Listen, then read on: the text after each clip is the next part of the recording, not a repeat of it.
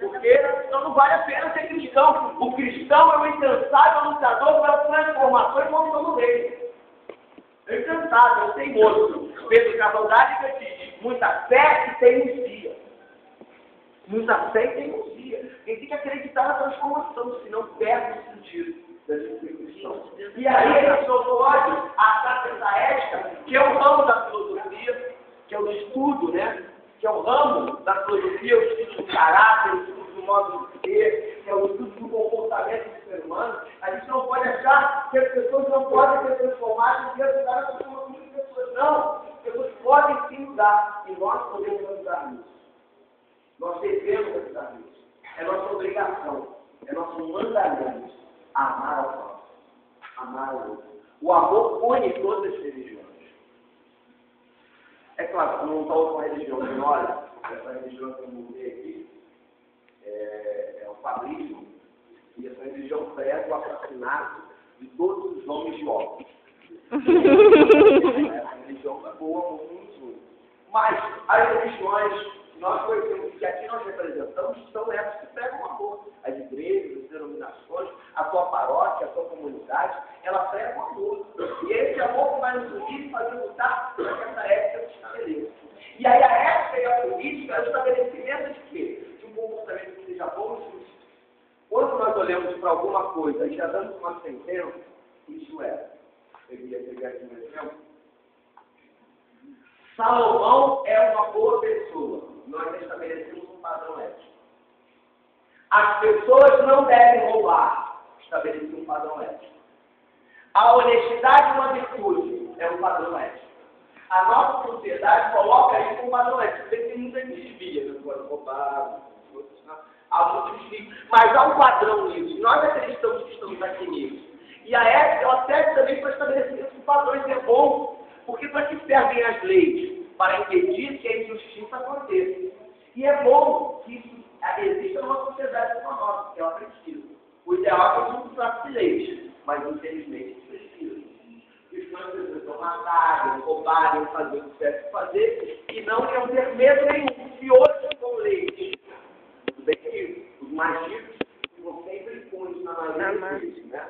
O dono do banco é preso 24 horas depois do mês ele é solto, né? Só o Daniel Dantas, ultimamente, atende um habeas corpus com 57 da noite. Qualquer um de nós, ele nem iria mandar habeas corpus pelo nosso federal. Ele estava lá, ele é um cara, né, justo, bom, só por isso. Não rolou nada, advogado no milhões, nada disso. Sabe? Então, o padrão ético é importante para que estabeleça a relação, para que estabeleça o quê? As virtudes.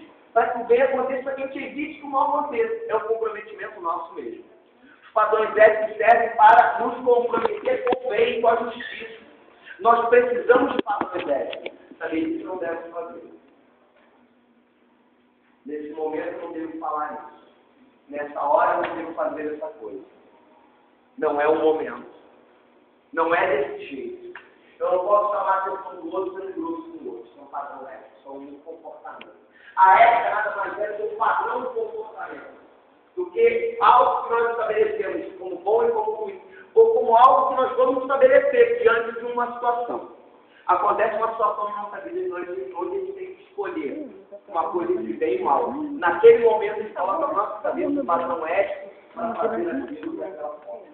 E a mistura disso tudo, para a gente poder concluir, a ética também não deve ser confundida com a lei. Ética não é lei. Embora a lei tenha como base os princípios éticos. Como é que deveria ser formada uma norma? Pela teoria tridimensional do direito. Os estudantes de direito formados de direito sabem disso. É o fato, é uma pirâmide. Um fato que acontece, a sociedade gosta ou não gosta. Esse fato tem um valor, a sociedade coloca o valor está acima da pirâmide, o valor é ético. É o valor ético, é o padrão, e aí vira uma norma. O fato, valor é norma. Aquilo que uma lei. Então a lei deveria ter como pressuposto o padrão ético. A gente sabe que alguns não são feitos assim. São feitos antiéticas por interesses pessoais. Agora, ela deveria ter um padrão ético. Agora, a ética, ela não tem como base a lei. Pelo contrário, ela é a base da lei. Ela não depende da lei para existir. Pelo contrário, a lei que deveria depender dela para existir. Porque a ética é o que nos sustenta, o nosso pilar de comportamento, de modo de ser. E aí, inserindo isso dentro da filosofia da política, a ética é uma forma de estabelecer felicidade. Na antiguidade, todos os filósofos entendiam a ética como estudo dos meios de se alcançar a felicidade e investigar o que significa a felicidade. Porém, durante a Idade Média, a filosofia foi dominada pelo cristianismo e pelo islamismo, e a ética se centralizou em algumas formas na moral, interpretação dos mandamentos e preceitos religiosos. No Renascimento, no século XVII, os filósofos redescobriram os temas éticos da antiguidade, e a ética foi entendida novamente como estudo dos meios de alcançar o bem-estar e a felicidade. Para que os padrões éticos? Para que os padrões de comportamento? Para que a gente busque a felicidade. Gente, eu quero dizer com isso, quero dizer que o padrão de felicidade seja da sociedade. Cada qual tem um padrão de felicidade. A gente tem os padrões colocados pela sociedade. Não roubar, não matar, etc, etc. Tem padrões colocados pela sociedade que são ruins, que são preconceituosos. Se Mandela não tivesse lutado com o preconceito social, racial, que é o padrão ético daquele tempo. É o padrão de comportamento. Antiético não ser, mas para eles era o padrão de comportamento. É o jeito de ser. O que seria dar? Por que ele é um homem celebrado? Porque eles são lutadores constantes pela igualdade. Eu não estou pelo direito de negros, eu estou pelo direito de todos, os brancos e os negros. Os direitos de ética são princípios mais universais. Também. Uma além da princípio de uma outra igreja, de uma outra religião, a moral está ligada à questão mais, por exemplo, para um grupo pode ser moral ou imoral de cada coisa, mas a ética está aí. Poderia a ética mais universais que aconteceriam, com certeza, todos esses, e ela está acima, porque a ética ela não está submetida ao padrão moral de alguma igreja, alguma religião, alguma sociedade, ou um grupo etnocentrista possa estabelecer ou colocar. A ética ela está acima disso, e ela estabelece padrões universais que visam a felicidade. É claro que algumas pessoas desinterpretam a ética e fazem como comportamentos ou padrões antiéticos se estabeleçam. E aí a gente tem todo tipo de preconceito, porque qualquer pré-conceito é ruim. O bom é quando você vê, visualiza aquela coisa, entende, vê o outro lado, e aí você pode até ver que aquilo não é bom para você. Que aquilo não é legal para tudo. Mas estabelecer aquilo como padrão para o outro, quem é você? Se Deus não tira a liberdade individual do outro, por que você vai tirar? Quem é você para tirar a liberdade do outro? No caso lá da passeio, na África, poderia colocar assim, que seria moral para eles aquela divisão. Né? A mistura de raças para eles era uma coisa imoral para aquela sociedade. E Mandela buscou o princípio ético de igualdade. Buscou o princípio ético de igualdade. Porque a moral daquele tempo era a imoral. Porque a moral também não é coisa ruim. Porque às vezes ela muda, né?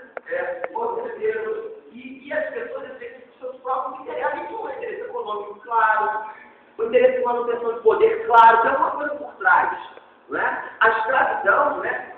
A gente está voltando um pouquinho mais, era um padrão econômico e moral, a gente transformava aquilo como moral. Transformaram algo que é antiético em algo que é ético. A sociedade tenta estabelecer, algumas pessoas tentam estabelecer isso. Mas é claramente antiético, é claramente imoral, assim como a homofobia, assim como o preconceito contra as mulheres, que é algo que ainda existe no nosso mundo de hoje, que ainda acontece no mundo de hoje, assim como acontecem vários preconceitos, vários tipos de violência ao ser humano que nunca pode acontecer. E aí eles pegam algo que é imoral, algo que é moral também, algo que é o moralismo fundamentado, e aí estabelece aquilo como um padrão. E aí aflige a cada um e a cada um. Bom, eu queria abrir agora aqui, um pouco tempo que nos resta, se alguém tem alguma pergunta, eu sei que eu falei demais, não era para ter falado, mas incrivelmente Deus, como é bom, ele cedeu, acabou com toda a dor que eu estou tomando de gente. É Deus, não é netinho, Deus também colocou no Mateus, lá para ele fazer, né? A gente tem que falar isso também, um formativo também tem seu mestre e ter aceitado Deus agir na sua vida. Bem, você falou uma coisa que eu estava comentando com o pessoal no teatro ontem, sobre o sentido do olhar, né? Do ouvir, do falar, saber falar, aonde, como falar, para quem, quando, e no sentido do olhar aí. A gente olha mais os outros do que se vê. Aí é que está o grande problema. Porque, interessante, a gente não se reflete. A nossa imagem não se reflete. Então a gente olha mais o outro. O que o outro faz, o que o outro fez, aonde o outro está, o que o outro vestiu, o que o outro está comendo. Porque a gente não para para olhar para a gente.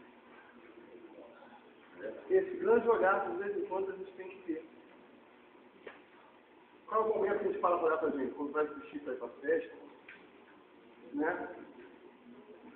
Então, esse olhar para a gente é um por aí. Eu acho que esse olhar, nós vamos olhar aí, eu logo percebi que esse olhar eu via com uma tela. Né? E muito bom, bem colocado. A gente vê hoje, por exemplo, né?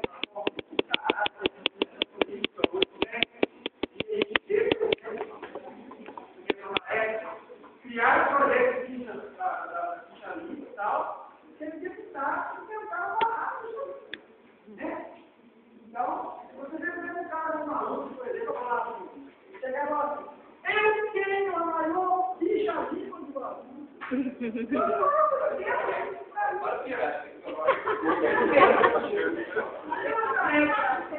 É que ele confundiu, é a maior ficha corrida, velho. O cara pode sair mais alguém, pode falar, pode concordar, não tem problema. Pode concordar. Eu acho que é importante a gente perceber na frase, por exemplo, quando a gente vai usar para a